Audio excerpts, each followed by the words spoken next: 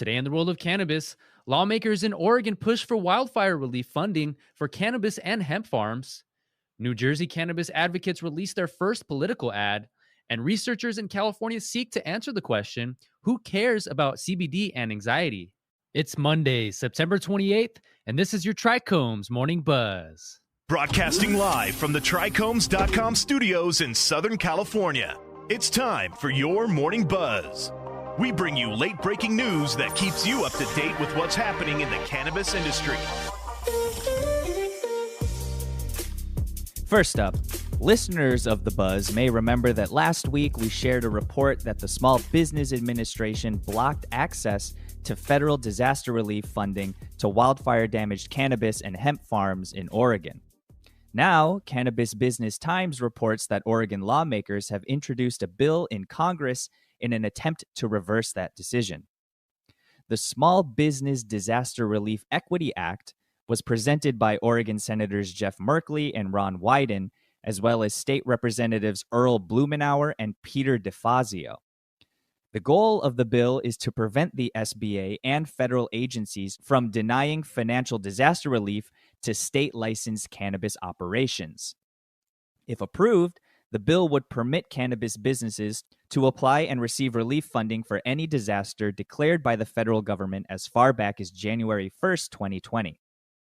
Cannabis businesses in Oregon hurt by the blazing wildfires or any other disaster shouldn't be shut out from federal relief simply because the federal government is stuck in yesteryear, Senator Wyden said in a public statement.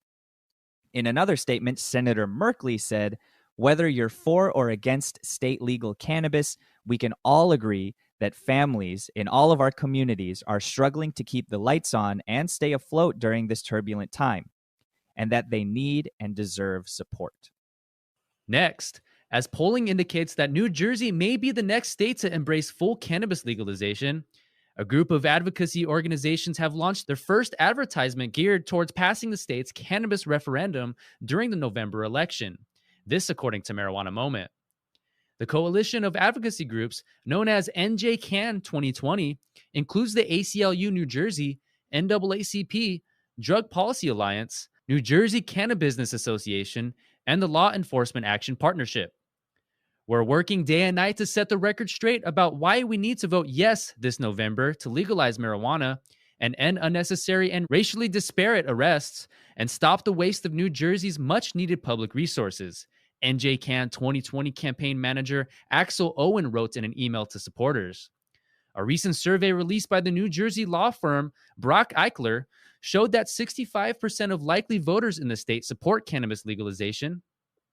Every year, New Jersey wastes over $143 million arresting people for marijuana possession. Yes, 143,000,000, says the ad. And we make over 32,000 of these arrests every single year while murders and sexual assaults remain unsolved. Let's stop this waste of money, of time, and let the police focus on actually protecting people, it said.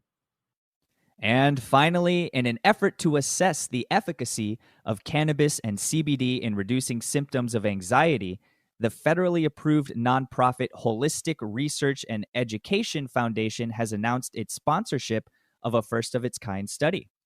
MG Retailer reports that Holistic is partnering with the University of California Irvine, or UCI, and the UC Institute of Prediction Technology, or UCIPT, to conduct the survey.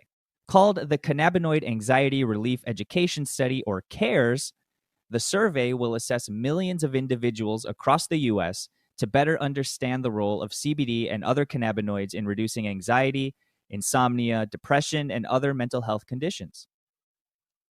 The study comes at a time in which the COVID-19 pandemic has caused a spike in anxiety levels nationwide. At the same time, cannabis has been deemed essential in the states in which it is legal and has seen a jump in demand during the pandemic. We're in the midst of a massive, uncontrolled human experiment, with tens of millions of Americans turning to CBD and cannabis for anxiety relief. Given the lack of rigorous, controlled clinical trials on CBD or cannabis efficacy for these widespread conditions, it's critical to collect real-world data at scale across diverse demographics to learn directly from the experiences of actual users, said Palin Thorogood, co-founder and president of Holistic.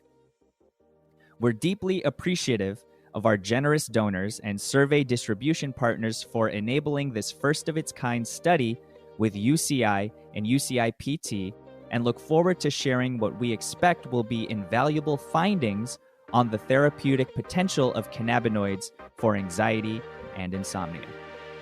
And that was today's Buzz. Thanks for listening.